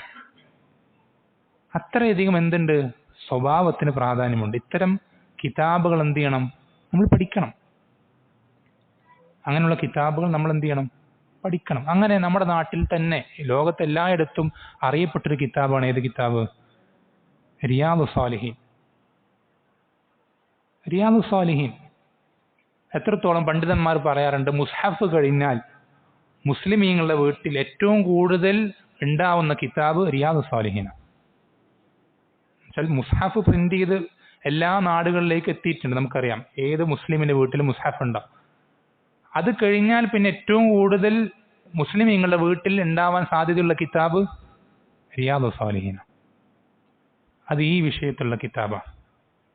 നമ്മുടെ സ്വഭാവം, മര്യാദകൾ ഒക്കെ എങ്ങനെ നന്നാക്കണം, ഏത് രൂപത്തിൽ നമ്മൾ ഇടപഴകണം, നമ്മുടെ പെരുമാറ്റം എങ്ങനെയായിരിക്കണം, ഇത് നമ്മൾ എന്ത് ചെയ്യണം? നമ്മൾ പഠിക്കണം. അത്തരം കിതാബുകൾ, അത്തരം ദർസുകൾ സംഘടിപ്പിക്കണം. സ്വഭാവ മര്യാദ നന്നാക്കാനുള്ള പരിശ്രമം നമ്മൾ എന്ത് ചെയ്യണം? ആരംഭിക്കണം. പ്രത്യേകിച്ചും വളരെ ഞാൻ ആവർത്തിച്ച് എപ്പോഴും പറയുന്നൊരു വസിയത്താണ്, നിങ്ങളുടെ വീട്ടിനകത്തുള്ള സ്വഭാവം വളരെയധികം ശ്രദ്ധിക്കണം. നിങ്ങളുടെ സൽസ്വഭാവത്തിന് ഏറ്റവും അധികം അർഹരായിട്ടുള്ള ആളുകൾ നിങ്ങളുടെ ഏറ്റവും അടുത്ത ആളുകളാണ്. നമ്മൾ നേരെ തിരിച്ച ഉൾട്ടയാണ്. ഏതൊക്കെയോ ആളുകളോട്, നാട്ടിൽ കാണുന്ന വഴി കൂടെ പോകുന്നവരോടൊക്കെ നല്ല പുഞ്ചിരിയും സ്വഭാവവും നല്ല സൗമ്യമായ പെരുമാറ്റവും, കൂട്ടുകാരോട് നല്ല രൂപത്തിൽ, കുടുംബക്കാരോട് നല്ല രൂപത്തിൽ, നാട്ടുകാരോട് നല്ല രൂപത്തിൽ, എല്ലാവരോടും നല്ല രൂപത്തിൽ. വീട്ടിനകത്ത് വൃത്തികെട്ട സ്വഭാവം, വളരെ മോശം സ്വഭാവം. മാതാപിതാക്കളോട്, സഹോദരന്മാരോട്, ഭാര്യ ഭർത്താക്കന്മാരോട്, മക്കളോട്. നമ്മുടെ സൽസ്വഭാവം, നമ്മുടെ ശരിക്കുള്ള തനി സ്വഭാവം എന്ന് പറയുന്നത് നമ്മുടെ വീട്ടിനകത്തുള്ള സ്വഭാവം. ബാക്കിയൊക്കെ ഫോർമാലിറ്റീസാണ്, എല്ലാം കാണിച്ചു കൂട്ടലാണ്, തക്കല്ലുഫാത്തുകളാണ്. അവരുടെ ഇടയിൽ നമ്മുടെ സ്ഥാനം, അവർ നമ്മളെപ്പറ്റി എന്തു വിചാരിക്കും, അവരെന്നെപ്പറ്റി ഇങ്ങനെ കരുതുമോ അങ്ങനെ കരുതുമോ എന്ന കൺസെപ്റ്റോട്, ചിന്തയോടുകൂടെ നമ്മൾ ഉണ്ടാക്കിയെടുക്കുന്ന നമ്മുടെ ഒരു മുഖം മൂടിയാണെന്ത്? നമ്മുടെ പുറമേക്ക് കാണുന്ന, നാട്ടുകാർ കാണുന്ന സ്വഭാവം. അത് നമ്മുടെ തനിക്കുള്ള ശരിക്കുള്ള സ്വഭാവമല്ല. ആ സ്വഭാവത്തിന്റെ അടിസ്ഥാനത്തിൽ നമുക്ക് ആഖിറത്തിൽ മീസാനിൽ കനം തൂങ്ങാനൊന്നും പോകുന്നില്ല. നമ്മുടെ മീസാനിൽ നമ്മുടെ സ്വഭാവമായിട്ട് പരിഗണിക്കപ്പെടുക വീട്ടിനകത്ത് നമ്മൾ കാണിക്കുന്ന സ്വഭാവം. നമ്മുടെ മീസാനിൽ നമുക്ക് സൽസ്വഭാവമാണോ വൃത്തികെട്ട സ്വഭാവമാണോ എന്ന് പരിശോധിക്കപ്പെടുക വീട്ടിനകത്ത് നമ്മൾ എങ്ങനെ പെരുമാറുന്നു, മാതാപിതാക്കളോട് എങ്ങനെ പെരുമാറുന്നു, സഹോദരന്മാരോട് എങ്ങനെ, ഭാര്യ ഭർത്താക്കന്മാർ തമ്മിൽ എങ്ങനെ, മക്കളോടെങ്ങനെ. ഇതിന്റെ അടിസ്ഥാനത്തിലായിരിക്കും നമ്മുടെ സ്വഭാവം നല്ലതാണോ ചീത്തയാണെന്ന് പരിശോധിക്കപ്പെടുക. നബിസ്വല്ലല്ലാഹു പഠിപ്പിച്ചത് എന്താ? ഖിയാറുക്കും ലിനിസായിക്കും. നിങ്ങളിൽ ഏറ്റവും നല്ല ആളുകൾ നിങ്ങളുടെ ഭാര്യമാരോട് ഏറ്റവും നല്ല രൂപത്തിൽ വർത്തിക്കുന്ന ആളുകളാണ്. നമ്മുടെ ഭാര്യയോട് ചോദിച്ചാൽ അറിയാം നമ്മുടെ സ്വഭാവ സർട്ടിഫിക്കറ്റിന്റെ കോലം. നമ്മുടെ സ്വഭാവം എത്രത്തോളം മോശമാണെന്നുള്ളത് നമ്മുടെ ഭാര്യയ്ക്ക് പറയാൻ സാധിക്കും കൃത്യമായിട്ട്. നമ്മൾ ആരും അറിയാതെ നമ്മുടെ വീട്ടിനകത്ത് ഭാര്യയോട് പെരുമാറുന്ന പെരുമാറ്റങ്ങളും അറിയുന്നവനാണ് നമ്മുടെ റബ്ബ്. നാട്ടുകാർ അറിയുന്നുണ്ടാവില്ല, ഭാര്യയുടെ വാപ്പയുമ്മ അറിയുന്നുണ്ടാവില്ല, കുടുംബക്കാർ നോക്കുന്നുണ്ടാവില്ല, ആരും വിലയിരുത്താനുണ്ടാവില്ല. പക്ഷെ റബ്ബ് അതറിയും. വളരെ പേടിക്കേണ്ട വിഷയമാണ്. ഇസ്തൗസൂ ബിന്നിസാഇ ഖൈറാ. സ്ത്രീകളുടെ വിഷയത്തിൽ നിങ്ങൾ ഏറ്റവും നല്ലത് വസിയത്തായി സ്വീകരിക്കൂ എന്ന് നബി സല്ലല്ലാഹു അലൈഹി വസല്ലം എന്ത് ചെയ്തിട്ടുണ്ട്? പഠിപ്പിച്ചു തന്നിട്ടുണ്ട്. റുവൈദക ബിൽ ഖവാരീർ.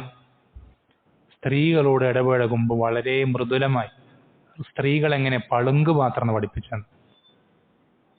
അവരൊരിക്കലും എന്ത് ചെയ്യാൻ പാടില്ല, നമ്മൾ ഇരുമ്പിന്റെ പാത്രമൊക്കെ ഇട്ട് ഉരയ്ക്കുന്നത് പോലെ അങ്ങനെ ഉരച്ച് വൃത്തിയാക്കി നമ്മൾ വളരെ അതിനെ അടിച്ചു പരത്തി അങ്ങനെ എന്ത് ചെയ്യാൻ പാടില്ല. ഒരിക്കലും അതിനെ നന്നാക്കി എടുക്കാൻ സാധിക്കില്ല. ഒരു പളുങ്കുപാത്രം എന്നിങ്ങനെ നമ്മൾ വളരെ സൂക്ഷ്മമായി കൈകാര്യം ചെയ്യുമോ, അതിലെ വൃത്തികേടുകൾ എങ്ങനെ വളരെ സൂക്ഷ്മമായി നീക്കം ചെയ്യുമോ, അതുപോലെ വളരെ സൂക്ഷിച്ച് വളരെ ശ്രദ്ധിച്ച് മാത്രമേ സ്ത്രീകളോട് ഇടപഴകാൻ പാടുള്ളൂ. അതുപോലെ തന്നെ ശ്രദ്ധിക്കേണ്ട മറ്റൊരു പ്രധാനപ്പെട്ട വിഷയം, നമ്മൾ ഒരിക്കലും എന്ത് ചെയ്യരുത്, ആളുകൾക്കിടയിൽ തെറ്റായ ആശയമുണ്ടാക്കുന്ന കാര്യങ്ങൾ അത് സമൂഹത്തിൽ പ്രചരിപ്പിക്കാൻ നിൽക്കരുത്. ഹക്കാണെങ്കിൽ പോലും ആളുകൾക്കിടയിൽ വലിയ ഫിത്തന ഉണ്ടാക്കുന്ന, പ്രശ്നമുണ്ടാക്കുന്ന കാര്യങ്ങൾ അത് നമ്മൾ ഒരിക്കലും എന്ത് ചെയ്യാൻ നിൽക്കരുത്. ഹക്കാണെങ്കിൽ പോലും പ്രചരിപ്പിക്കാൻ നിൽക്കരുത്. നമ്മൾക്കത് കേരളക്കാർക്ക് പ്രത്യേകിച്ച് അതിനൊരു ഉദാഹരണം പറഞ്ഞു തരേണ്ട ആവശ്യമില്ല അല്ലേ?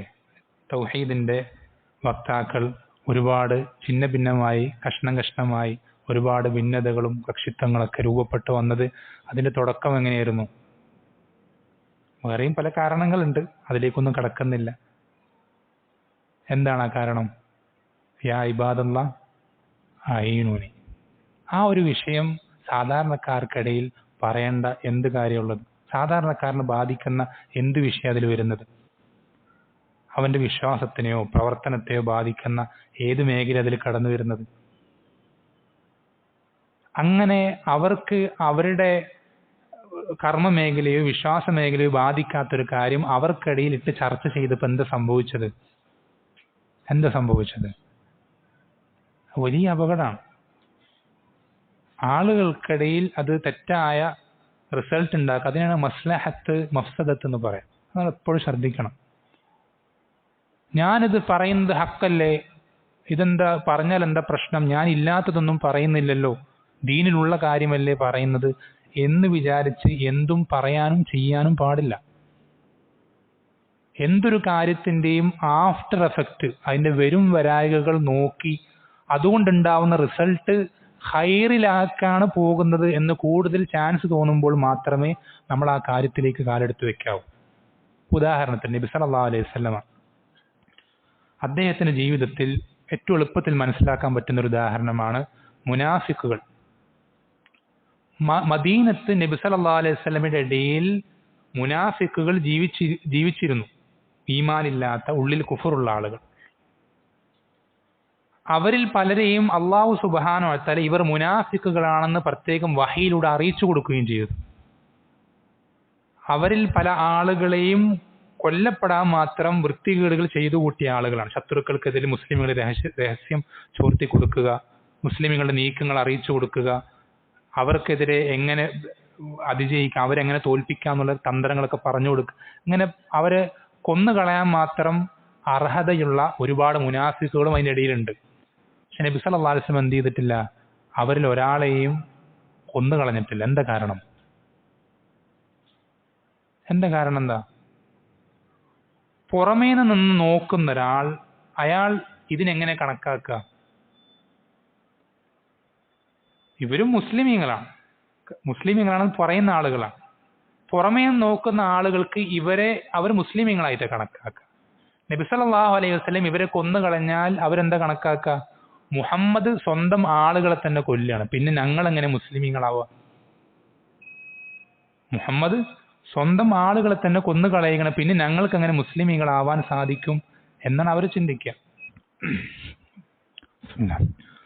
പറഞ്ഞു വന്നത്, നമ്മൾ ഹക്ക് ആണ് പറയുന്നതെങ്കിൽ പോലും ആ ഹക്ക് കൊണ്ടുണ്ടാവുന്ന മസ്ലഹത്തും മഫ്സദത്തും അത് നമ്മൾ എന്ത് ചെയ്യേണ്ടതുണ്ട്? പരിഗണിക്കേണ്ടതുണ്ട്. നബി സല്ലല്ലാഹു അലൈഹി വസല്ലം ജീവിതത്തിൽ ഒരുപാട് ഉദാഹരണങ്ങളുണ്ട്. ഉദാഹരണത്തിന് കഅബയുടെ നിർമ്മാണം നമുക്കറിയാം.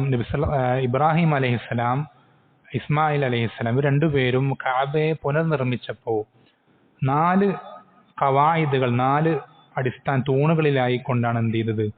ഇതിനെ നിർമ്മിച്ചത്. ഇതാണ് ശരിക്കും ഈ കഅബയുടെ ബൗണ്ടറി എന്നുള്ളത്. അതാണ്. എന്നാൽ നബി സല്ലല്ലാഹു അലൈഹി വസല്ലമയുടെ നുബുവത്തിന് മുമ്പ് മക്കയിൽ ശക്തമായ വെള്ളപ്പൊക്കം ഉണ്ടാവുകയും അതിനെ തുടർന്ന് കഅബ പുനർനിർമ്മിക്കേണ്ട ഒരു സാഹചര്യം ഉണ്ടാവുകയും ചെയ്യുന്നപ്പോൾ ഖുറൈശികൾ അവരുടെ ഹലാലായ സമ്പത്ത് ഒരുമിച്ച് ചേർത്തപ്പോൾ എന്ത് ചെയ്തില്ല?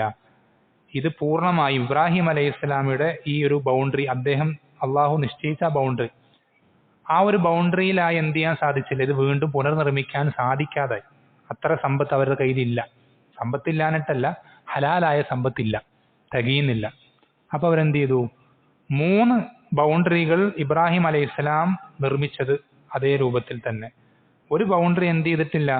അതിൽ അത്രയും എത്തിക്കാതെ പകുതി അല്ലെങ്കിൽ കുറച്ച് മുന്നോട്ടാക്കിയിട്ട് എന്ത് ചെയ്തു? അവർ കഅബ പുനർനിർമ്മിക്കുക.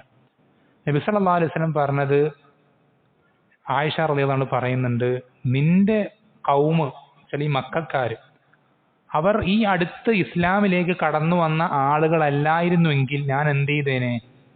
ഇത് പൊളിക്കുകയും വീണ്ടും ഇബ്രാഹിം അലൈഹിസ്സലാമയുടെ ഖവായിദുകളിലായി ഞാനിതിനെ പുനഃസ്ഥാപിക്കുകയും ചെയ്തേനെ എന്ന് നബി സല്ലല്ലാഹു അലൈഹി വസല്ലം പറയുന്നുണ്ട്. എന്തുകൊണ്ടാണ് ചെയ്യാതിരുന്നത്? അള്ളാഹു നിശ്ചയിച്ച രൂപത്തിൽ കഅബയെ പുനർനിർമ്മിക്കുക എന്ന് പറയുന്നത് വളരെ മഹത്തരമായ കാര്യമാണ്. അതേപോലെ തന്നെ നേരത്തെ പറഞ്ഞു, മുനാഫിക്കുകളെ അവർക്കുള്ള ശിക്ഷ നടപ്പിലാക്കുക എന്നുള്ളത് വളരെ പ്രോത്സാഹിപ്പിക്കപ്പെട്ട വളരെ നല്ലൊരു കാര്യമാണ്. ഹക്കായിരുന്നിട്ട് കൂടെ അത് ഹക്കാണെന്ന് ഏറ്റവും ഉറപ്പ് പറയാൻ യോഗ്യനായ വ്യക്തി അള്ളാഹുവിന്റെ റസൂൽ സല്ലല്ലാഹു അലൈഹി വസല്ലം. എന്നിട്ട് പോലും നബി സല്ലല്ലാഹു അലൈഹി വസല്ലം ആ ഹക്ക് എന്ത് ചെയ്തിട്ടില്ല, അവിടെ നടപ്പിലാക്കുന്നില്ല. നിങ്ങൾക്കൊക്കെ അറിയുന്ന ഒരു ഹദീസാണെന്ത്, നബി സല്ലല്ലാഹു അലൈഹി വസല്ലമ സ്വഹാബത്തിന്റെ കൂടെ നിന്ന് പെട്ടെന്ന് എന്ത് ചെയ്തു, എങ്ങോട്ടോ പോയി. സ്വഹാബത്ത് ആകെ വെപ്രാളത്തിൽ ബേജാറില്ലായി. നബി സല്ലല്ലാഹു അലൈഹി വസല്ലം കുറെ നേരമായിട്ടും കാണുന്നില്ല. അപ്പോൾ അബൂ ഹുറൈറ റളിയല്ലാഹു അൻഹു അന്വേഷിച്ച് എന്ത് ചെയ്തു, ഒരു തോട്ടത്തിന്റെ വേലിന്റെ അടിയിൽ കൂടെയൊക്കെ ഊഴ്ന്നിറങ്ങി എങ്ങനെയൊക്കെ എന്ത് ചെയ്തു, ഒരു തോട്ടത്തിനുള്ളിലേക്ക് എത്തിയപ്പോൾ അവിടെ നബി സല്ലല്ലാഹു അലൈഹി വസല്ലം എന്ത് ചെയ്യുന്നുണ്ട്, അവിടെ തോട്ടത്തിന്റെ മതിലും ചാരി ഇങ്ങനെ ഇരിക്കുന്നുണ്ട്. അപ്പൊ നബി സല്ലല്ലാഹു അലൈഹി വസല്ലം കണ്ടപ്പോൾ അബൂ ഹുറൈറ റളിയല്ലാഹു അൻഹു ആശ്വാസമായി. എന്നിട്ട് അബൂ ഹുറൈറ റളിയല്ലാഹു അൻഹു പറഞ്ഞു, അള്ളാഹുവിന്റെ റസൂലെ, താങ്കളെ കാണാതെ എല്ലാവരും വെപ്രാളത്തിലാണ്, ബേജാറിലാണ്. അപ്പൊ നബി സല്ലല്ലാഹു അലൈഹി വസല്ലം ചെരുപ്പ് എന്ത് ചെയ്തു, അബൂ ഹുറൈറ റളിയല്ലാഹു അൻഹുവിന്റെ കയ്യിൽ കൊടുത്തിട്ട് പറഞ്ഞു, എന്ത് ചെയ്തോളാൻ, ഇനി ഈ മതിലിനപ്പുറം നീ ആരെ കണ്ടാലും അവർ ലാ ഇലാഹ ഇല്ലല്ലാഹ് ഷഹാദത്ത് പറയുന്ന ആളുകളാണെങ്കിൽ അവർക്ക് സ്വർഗമുണ്ട് എന്ന് നീ സന്തോഷ വാർത്ത അറിയിച്ചോളം പറഞ്ഞു. ലാ ഇലാഹ ഇല്ലല്ലാഹ് അംഗീകരിക്കുന്ന ആളാണെങ്കിൽ അവർക്ക് സ്വർഗമുണ്ട് എന്ന് സന്തോഷ വാർത്ത അറിയിക്കാൻ ഈ ചെരുപ്പുമായിട്ട് പറഞ്ഞയക്കാം. അബൂ ഹുറൈറ റളിയല്ലാഹു അൻഹു ഈ തോട്ടത്തിന്റെ അപ്പുറത്തേക്ക് എത്തിയപ്പോൾ ആദ്യം കാണുന്ന ഉമർ ബിൻ ഖത്താബ് റളിയല്ലാഹു അൻഹു. ഉമർ ബിൻ ഖത്താബ് റളിയല്ലാഹു അൻഹു കണ്ടപ്പോൾ അബൂ ഹുറൈറ റളിയല്ലാഹു അൻഹു എന്ത് ചെയ്യണം, നബി സല്ലല്ലാഹു അലൈഹി വസല്ലം കൽപ്പിച്ചതുപോലെ ആരെങ്കിലും ലാ ഇലാഹ ഇല്ലല്ലാഹ് അംഗീകരിക്കുന്നുണ്ടെങ്കിൽ അവന് സ്വർഗമുണ്ടെന്ന് പറയും. നബി സല്ലല്ലാഹു അലൈഹി വസല്ലം പഠിപ്പിച്ചത് നടപ്പിലാക്കണം. ഉമർ ബിൻ ഖത്താബ് ഇത് കേട്ടതും, ഉമർ ബിൻ ഖത്താബ് ഇത് ഒരിക്കലും നബി സല്ലല്ലാഹു അലൈഹി വസല്ലം പറഞ്ഞതാണെന്ന് അറിഞ്ഞിട്ടില്ല. അബൂ ഹുറൈറ സംസാരിച്ചതായിട്ടാണ് അദ്ദേഹം മനസ്സിലാക്കിയത്. നബി സല്ലല്ലാഹു അലൈഹി വസല്ലം കൽപ്പിച്ചിട്ടാണ് അബൂ ഹുറൈറ പറഞ്ഞതെന്ന് അദ്ദേഹത്തിന് മനസ്സിലായിട്ടില്ല. ഇത് കേട്ടത് ഉമർ ബിൻ ഖത്താബ് നെഞ്ചത്തേക്ക് ഒരൊറ്റ അടി കൊടുത്തു. അതങ്ങനെ പെട്ടെന്ന് പ്രതികരിക്കുന്ന പ്രകൃതമാണല്ലോ. ആ അടിയുടെ പവർ കാരണത്താൽ അബൂ ഹുറൈറ തെറിച്ചു പോയിട്ട് നിലത്ത് ഇരിപ്പിടം കുത്തി വീണു എന്നാ. അദ്ദേഹത്തിന് കണ്ണിന്നൊക്കെ വെള്ളം വന്നു. അപ്പൊ അബൂ ഹുറൈറ ചെരുപ്പ് കാണിച്ചിട്ട് പറഞ്ഞെന്താ, അള്ളാഹുവിന്റെ റസൂൽ സല്ലല്ലാഹു അലൈഹി വസല്ലം എന്നോട് കൽപ്പിക്കാൻ പറഞ്ഞ, എന്നോട് ഇങ്ങനെ പറയാൻ പറഞ്ഞതാണെന്ന് പറഞ്ഞു. അപ്പൊ ഉമർ റളിയല്ലാഹു അൻഹു അബൂ ഹുറൈറയെ കൂട്ടിയിട്ട് എന്ത് ചെയ്യണം, നബി സല്ലല്ലാഹു അലൈഹി വസല്ലം അടുക്കലേക്ക് പോവാണ്. എന്നിട്ട് പറയാണ്, അള്ളാഹുവിന്റെ റസൂലെ, അങ്ങനെ പറയാൻ പറയരുത്, ജനങ്ങൾക്കിടയിൽ അങ്ങനെ വിളംബരം ചെയ്യരുത്. എന്താണ്, അത് ഹക്കല്ലാത്തോണ്ടല്ല. ഒരാൾ തൗഹീദിന്റെ ആളാണെങ്കിൽ അയാൾക്ക് സ്വർഗമുണ്ട്, ഉറപ്പ് തന്നെയാണ്. പക്ഷെ ഈ ഒരു കാര്യം വിളംബരം ചെയ്തു കഴിഞ്ഞാൽ, ജനങ്ങൾക്കിടയിൽ അത് പരസ്യമായിട്ട് ഉറക്കെ പ്രഖ്യാപിച്ചു കഴിഞ്ഞാൽ എന്തുണ്ടാവുക, ലാ ഇലാഹ ഇല്ലല്ലാഹ് പറഞ്ഞ എല്ലാവരും പിന്നെ ഒരു അമലും ചെയ്യാതെ മിണ്ടാതിരിക്കും. നിസ്കരിക്കൂല, മറ്റുള്ള കാര്യങ്ങളൊന്നും ഏർപ്പെടൂല, ദീൻ പഠിക്കൂല, ഒന്നും ചെയ്യൂല. കാരണം എന്താ, ലാ ഇലാഹ ഇല്ലല്ലാഹ് അംഗീകരിച്ചിട്ടുണ്ടെങ്കിൽ അവന് സ്വർഗമുണ്ട് എന്ന്. അതിന്റെ തെറ്റായ അർത്ഥം ജനങ്ങൾ മനസ്സിലാക്കിയേക്കും. ആ പറയുന്ന കാര്യം ഹക്കായിട്ടുകൂടെ അതിൽ നിന്ന് തെറ്റായ അർത്ഥം ജനങ്ങൾ മനസ്സിലാക്കി തെറ്റായ റിസൾട്ട് ഉണ്ടാകുമെങ്കിൽ ആ ഹക്ക് പറയരുത്, ആ ഹക്ക് പറയരുത്. വളരെ ശ്രദ്ധിക്കേണ്ട വിഷയമാണ്. അപ്പൊ നമ്മൾ പറയുന്ന കാര്യം ഹക്കാണ് എന്നുള്ളത് കൊണ്ട് മാത്രമായില്ല, അത് ജനങ്ങൾക്കിടയിൽ എന്ത് റിസൾട്ടാണ് ഉണ്ടാക്കുക, അതുകൂടി നമ്മൾ ചിന്തിക്കണം. അതുകൂടെ നമ്മൾ എന്ത് ചെയ്യണം, ചിന്തിക്കേണ്ട വിഷയമാണ്. പലപ്പോഴും നമ്മളൊക്കെ ഒരു എന്താ പറയുക, പ്രത്യേകിച്ച് ചെറുപ്പക്കാരൊക്കെ ഒരു ആവേശ കമ്മിറ്റിക്കാരാണ്. ഹക്കാണെന്ന് മനസ്സിലാക്കണം, പിന്നെ ഇതൊക്കെ ആരെ പേടിക്കണം, എന്തിനു പേടിക്കണം, ഇതൊക്കെ ഒന്നും നോക്കേണ്ട ആവശ്യമില്ല, എന്തും വിളിച്ചു പറയാം, എന്തും തുറന്നു പറയാം. എന്നിട്ട് എന്താ പറയാ, സോഷ്യൽ മീഡിയ പ്രൊഫൈലുകളിലൊക്കെ ഒരുപാട് ഫോളോവേഴ്സൊക്കെ ഉള്ള ആളുകളായിരിക്കും. അവരെന്ത് ചെയ്യും, അവൻ അറിഞ്ഞ കാര്യം അങ്ങനെ തന്നെ പബ്ലിക്കായിട്ട് പോസ്റ്റ് ചെയ്യും. അവൻ പറയുന്നത് ഹക്കായിരിക്കും, പക്ഷേ അതുകൊണ്ടുണ്ടാവുന്ന റിസൾട്ടുകൾ, ആഫ്റ്റർ എഫക്റ്റുകൾ വളരെ തെറ്റായ അനന്തരഫലങ്ങളായിരിക്കും. അതൊക്കെ നമ്മൾ നോക്കണം, അതൊക്കെ നമ്മൾ പരിഗണിക്കേണ്ടതുണ്ട്. അവസാനിപ്പിക്കുകയാണ്. ഒന്ന് രണ്ട് കാര്യങ്ങൾ പറഞ്ഞിട്ട് വേഗം അവസാനിപ്പിക്കാം. മറ്റൊരു പ്രധാനപ്പെട്ട വിഷയം എന്നുള്ളത് നമ്മൾ ശ്രദ്ധിക്കേണ്ടത്,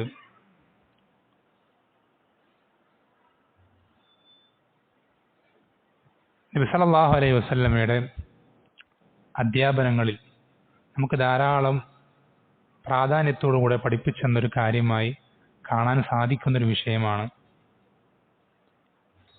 തിന്മകൾ കണ്ടാൽ പ്രതികരിക്കുക എന്നുള്ളത്.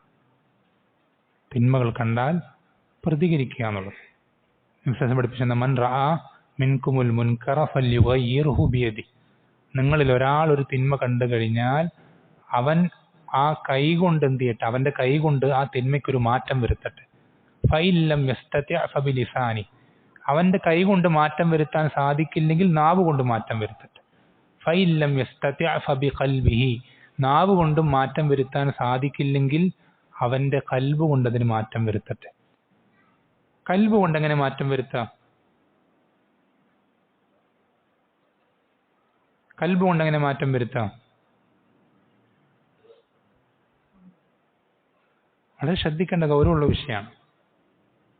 കൽബ് കൊണ്ട് ഒരു തിന്മയ്ക്ക് മാറ്റം വരുത്തുക അല്ലെങ്കിൽ അതിനോട് ഇൻകാർ ചെയ്യുക എന്ന് പറഞ്ഞാൽ അതിന്റെ അർത്ഥം ആ തിന്മയെ പൂർണ്ണമായും വെറുക്കുക എന്നുള്ളതാണ്.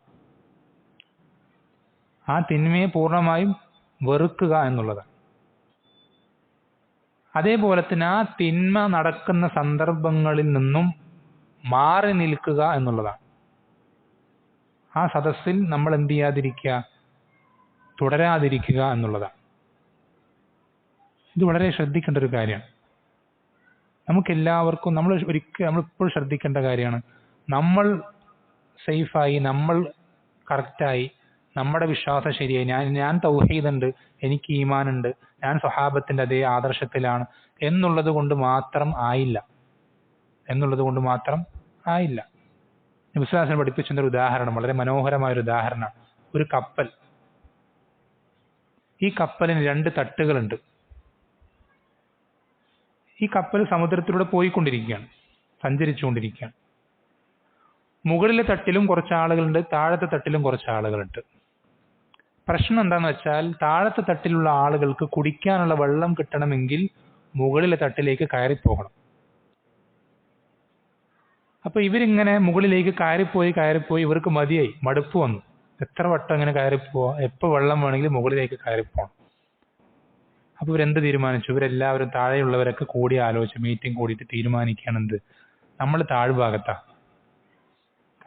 കപ്പലിന്റെ താഴ്ഭാഗത്ത് നമ്മൾ ഈ ഇരിക്കുന്നവിടെ ചെറിയൊരു ഓട്ടം ഉണ്ടാക്കിയാൽ നമുക്ക് ഇവിടെ തന്നെ വെള്ളം കിട്ടും.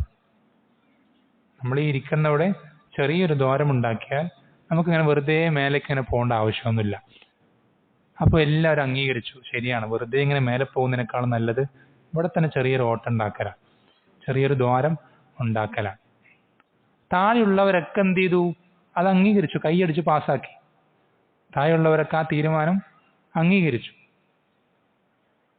മുകളിലുള്ളവർ അറിഞ്ഞു താഴെയുള്ളവർ ഈ കപ്പൽ ഓട്ടയാക്കാൻ പോവാണ്. അപ്പൊ മുകളിലുള്ളവർ പറയാ, താഴെയുള്ളവരല്ലേ ഓട്ടയാക്കിക്കോൾ, താഴെയുള്ളവർ ഓട്ടയായിക്കോട്ടെ, നമ്മൾ മുകളിലല്ലേ, എന്താ പ്രശ്നം എന്നവർ പറഞ്ഞാൽ എന്തായിരിക്കും അവസ്ഥ? ഇതേപോലെയാണ് നമ്മൾ, എൻ്റെ വിശ്വാസം ശരിയാണ്, എൻ്റെ ആദർശം ശരിയാണ്, അവരെന്തെങ്കിലുമൊക്കെ ആയിക്കോട്ടെ എന്ന രൂപത്തിൽ നമുക്ക് ഒരു തിന്മ കണ്ടിട്ട് കണ്ടില്ല കേട്ടില്ലെന്ന് നടിക്കാൻ പാടില്ല. ഒരു തിന്മ കണ്ടു കഴിഞ്ഞാൽ നമുക്കതിനോട് എങ്ങനെയാണോ പ്രതികരിക്കാൻ സാധിക്കുക അങ്ങനെ അതിന്റെ മാക്സിമം പ്രതികരിക്കുക എന്നുള്ളത് നിർബന്ധമാണ്. നമ്മുടെ വീട്ടിലാണെങ്കിൽ, നമുക്ക് അധികാരമുള്ള സ്ഥലങ്ങളാണെങ്കിൽ കൈകൊണ്ട് തന്നെ തടയണം. ഇപ്പൊ നമ്മുടെ മകളുടെ നിക്കാഹാണ്. നിക്കാഹിന് എന്ത് ചെയ്തിട്ടുണ്ട്? ഈ മ്യൂസിക്കിന്റെ ഇൻസ്ട്രുമെന്റ്സ് ഒക്കെ എന്ത് ചെയ്തിട്ടുണ്ട്? അവിടെ സദസ്സിൽ മുഴങ്ങുന്നുണ്ട്. അതുപോലെ തന്നെ മറ്റു പല കാര്യങ്ങളും, ഡാൻസും മറ്റൊരുപാട് കാര്യങ്ങളൊക്കെ അവിടെ അരങ്ങേറുന്നുണ്ട്. നമ്മൾ പെണ്ണിന്റെ ഉപ്പയാണ്, നമ്മൾ ഇതൊക്കെ കണ്ടിട്ട് മിണ്ടാതിരിക്കുക, അത് പാടില്ല, തെറ്റാണ്. ഇനിയിപ്പോ നമുക്ക് കൈ കൊണ്ട് തടയാൻ സാധിക്കാത്തൊരവസ്ഥ, നമ്മൾ പെണ്ണിന്റെ ഉപ്പയല്ല, പക്ഷെ പെണ്ണിന്റെ അടുത്ത ബന്ധുവാണ്, അല്ലെങ്കിൽ നമ്മുടെ ഏറ്റവും അടുത്ത ഒരാളുടെ ഒരു റിലേറ്റീവിന്റെ കല്യാണമാണെങ്കിൽ നാവ് കൊണ്ടത് പറയണം. ഇനി ഇത് രണ്ടും പറ്റാത്തത്രയും സാഹചര്യം, അങ്ങനത്തെ ഒരു സിറ്റുവേഷൻ ആണെങ്കിൽ അവിടെ നിന്ന് ഏറ്റവും മിനിമം ഇറങ്ങി പോവുകയെങ്കിലും വേണം. ഇതൊന്നും ചെയ്യാതെ ഞാൻ ആ തെറ്റിലേക്കൊന്നുമില്ല, അവരെന്തെങ്കിലുമൊക്കെ ആയിക്കോട്ടെ, മുകളിൽ ഡാൻസും മ്യൂസിക്കും എല്ലാ കൂടിക്കലരുകളും ഇഖ്തിലാത്തും എല്ലാം നടക്കുന്നുണ്ടാവും, താഴെ പെണ്ണിന്റെ ഉപ്പ കാരണവന്മാര് എല്ലാവരും ഇരുന്നിട്ട് അവരെ ബാധിക്കാത്തൊരു വിഷയം പോലെ ഇരിക്കുന്നുണ്ടാവും. അവരും ഈ തെറ്റിന് കുറ്റക്കാരാവും, അവരും കുറ്റക്കാരാവും. ഏറ്റവും നല്ലൊരു ഉദാഹരണമാണ് ആര്? ലൂത്ത് അലൈഹിസ്സലാമയുടെ ഭാര്യ. ലൂത്ത് അലൈഹിസ്സലാമയുടെ ഭാര്യ. ലൂത്ത് അലൈഹിസ്സലാമയുടെ സമൂഹത്തിന് അള്ളാഹു നശിപ്പിച്ചത് എന്ത് കാരണത്താലാ? ഹോമോസെക്ഷുവാലിറ്റി.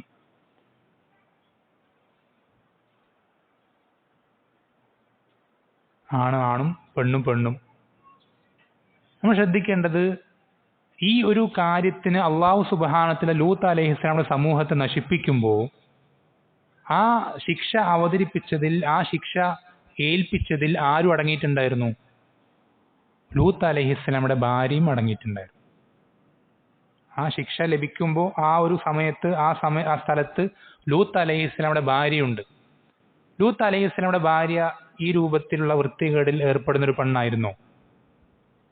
ആയിരുന്നോ?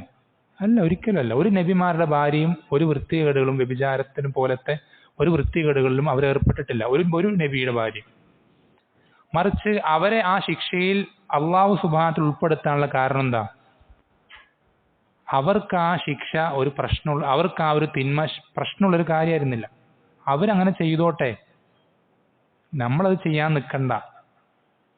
അവരത് ചെയ്തോട്ടെ, നമ്മളത് ചെയ്യാൻ നിൽക്കണ്ട. ഈ ഒരു മെന്റാലിറ്റി നമുക്ക് എന്ത് ചെയ്യാൻ പാടില്ല? ഒരു തിന്മയോട് ഉണ്ടാകാൻ പാടില്ല. ഒരു തിന്മയോടും ഉണ്ടാകാൻ പാടില്ല. എന്നാൽ ഇന്ന് പഠിപ്പിക്കപ്പെടുന്നതും സമൂഹത്തിൽ പ്രചരിപ്പിക്കപ്പെടുന്നതൊക്കെ നേരെ തിരിച്ചാണ്. ആരും മറ്റുള്ളവരുടെ കാര്യത്തിൽ ഇടപെടാൻ പോകേണ്ടതില്ല, എല്ലാവരും അവരവരുടെ കാര്യവുമായിട്ട് മുന്നോട്ട് പോയിക്കോട്ടെ എന്ന ഒരു അവസ്ഥയിലേക്കാണ് എന്ത് ചെയ്യുന്നത്? ആളുകൾ സമൂഹത്തെ കൊണ്ടുപോകുന്നത്. അപ്പം ഇതൊരിക്കലും ഒരു മുസ്ലിമിന് ചേർന്ന കാര്യമല്ല. അവസാനമായിട്ട് പറയട്ടെ, സമയമായിട്ടുണ്ട്. നമ്മൾ ഈ പറഞ്ഞ കാര്യങ്ങളൊക്കെ, ഇതൊക്കെ നിങ്ങൾ പലപ്പോഴും മുമ്പും കേട്ടിട്ടുള്ള കാര്യങ്ങൾ തന്നെയായിരിക്കും, പുതിയ കാര്യങ്ങളൊന്നുമല്ല. പക്ഷേ നമ്മൾ ശ്രദ്ധിക്കണം, നമ്മൾക്ക് ഈ അറിവുകൾ നമ്മുടെ ജീവിതത്തിൽ നമ്മൾ കുറേ കേട്ടു എന്നുള്ളത് കൊണ്ടല്ലല്ലോ കാര്യം. കേട്ടു എന്നുള്ളത് കൊണ്ട് കാര്യമില്ല എന്നല്ല. നമ്മുടെ തെറ്റുകൾ പൊറുപ്പിക്കപ്പെടാനും ഈമാൻ വർദ്ധിക്കാനും ഒരുപാട് ഹൈറുകൾ അതിലുണ്ട്. പക്ഷേ ശരിക്കും അതുകൊണ്ടുള്ള ഉപകാരം എന്നുള്ളത് നമ്മുടെ ജീവിതത്തിൽ പ്രവർത്തിക്കുമ്പോഴാണ്, മാറ്റങ്ങൾ വരുത്തുമ്പോഴാണ്. അതിന് നിങ്ങൾക്ക് ഏറ്റവും ആദ്യം വേണ്ടത് ദുആ ചെയ്യുക എന്നുള്ളതാണ്. നിങ്ങൾ അങ്ങേയറ്റം ദുആ ചെയ്യണം, പ്രാർത്ഥിക്കണം, അങ്ങേയറ്റം പ്രാർത്ഥിക്കണം. ഇഹ്ദിന സിറാത്തൽ മുസ്തഖീം എന്ന പ്രാർത്ഥന, അത് എൻ്റെ ജീവിതത്തിൽ റബ്ബ് എനിക്ക് ഏറ്റവും ചുരുങ്ങിയത് 17 തവണ ആവർത്തിച്ച് പ്രാർത്ഥിക്കാൻ നിശ്ചയിച്ചു തന്നത് ഞാൻ ആ പ്രാർത്ഥനയിലേക്ക് അത്രയധികം ആവശ്യക്കാരനാണ് എന്നുള്ള ചിന്തയോടുകൂടെ, മനസാന്നിധ്യത്തോടുകൂടെ റബ്ബിനോട് മനസ്സുരുകി തന്നെ എന്ത് ചെയ്യണം? കണ്ണുകൾ നിറഞ്ഞുകൊണ്ട് തന്നെ റബ്ബിനോട് ഇഹ്ദിന സിറാത്തൽ മുസ്തഖീം എന്ന് ആവർത്തിച്ച് നമ്മൾ പ്രാർത്ഥിക്കണം. അതേപോലെ തന്നെ അതിനുശേഷം സിറാത്തല്ലദീന അൻഅംത അലൈഹിം എന്ന് അള്ളാഹു പഠിപ്പിച്ചെന്ന സിദ്ദീഖീങ്ങളും ശുഹദാക്കളും സാലിഹീങ്ങളും നബിമാരും അവരുടെ ചരിത്രം നമ്മൾക്ക് അവരെ പിൻപറ്റണമെങ്കിൽ നമ്മൾ സലഫി എന്നാ പറയാം. നമ്മളെ പരിചയപ്പെടുത്താൻ ഞാൻ സലഫിയാണെന്ന. സലഫുകളെ പിൻപറ്റുന്നവനാണ് സലഫി. നമുക്ക് സലഫുകൾ ആരാന്ന് പോലും അറിയില്ല, പിന്നെ നമ്മളെങ്ങനെ സലഫിയാവാം? ഇപ്പൊ ഇരിക്കുന്ന ആളുകളിൽ സ്വർഗം കൊണ്ട് സന്തോഷ വാർത്ത അറിയിക്കപ്പെട്ട 10 സ്വഹാബികളുടെ പേര് പറയാൻ പറ്റുന്ന എത്ര ആൾക്കാരുണ്ട്? ഒരാള്. ബാക്കി ആരും സലഫികളല്ലേ?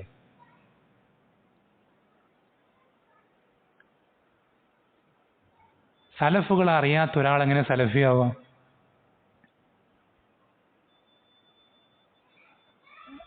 നമ്മളുടെ ഏറ്റവും വലിയ പ്രശ്നം അവിടെയാണ്. നമുക്ക് ഇന്ത്യൻ ക്രിക്കറ്റ് പ്ലേയേഴ്സിനെ അറിയാം, പ്ലേയിങ് 11 അറിയാം. ഇപ്പം ഈ അടുത്ത് വേൾഡ് കപ്പിൽ പുതിയ ടീം സെലക്ട് ചെയ്തു, ഇന്നലെയോ മിന്നാണ്. അതിലാരൊക്കെയാണ് വിക്കറ്റ് കീപ്പർ, ആരൊക്കെയാണ് ക്യാപ്റ്റൻ, ആരൊക്കെയാണ് ബോളേഴ്സ്, അതിൽ സ്പിൻ ആരൊക്കെയാണ്, സ്പീഡ് ആരൊക്കെയാണ്, ഇടത്തെ ലെഫ്റ്റ് ബാറ്റ്സ്മാൻ ആരാണ്, റൈറ്റ് ബാറ്റ്സ്മാൻ ആരാണ്, സബ്സ്റ്റിറ്റ്യൂഷൻ ആരാണ്, എല്ലാം അറിയാം. നമ്മുടെ മക്കൾക്കറിയാം. പക്ഷേ സ്വഹാബത്തിൽപ്പെട്ട 10 പേരെ ചോദിച്ചാൽ ഏറ്റവും മാക്സിമം പറയാം ഖുലഫാ റാഷിദീൻ 4 പേര് പറയും, പിന്നെ സ്റ്റോപ്പ് ആവും. നമ്മുടെ കൗമിൻ്റെ അവസ്ഥയാണ്. എന്നിട്ട് പേരിന് പറയാ സലഫിയാണെന്ന് പറയും. നമ്മളെങ്ങനെയാണ് സലഫിയാവുക? നമുക്ക് സലഫുകളെ പറ്റി അറിയാതെ ഒരിക്കലും പൂർണ്ണമായ സലഫിയാവാൻ കഴിയില്ല, ഒരിക്കലും കഴിയില്ല. സലഫുകളെ പറ്റി അറിഞ്ഞ് അവരുടെ പാതയിൽ സഞ്ചരിക്കുന്നവനാണ് സലഫി. ഒരാൾക്ക് സലഫുകളെ പറ്റി അറിയില്ലെങ്കിൽ അവൻ എങ്ങനെ സലഫിയാവും?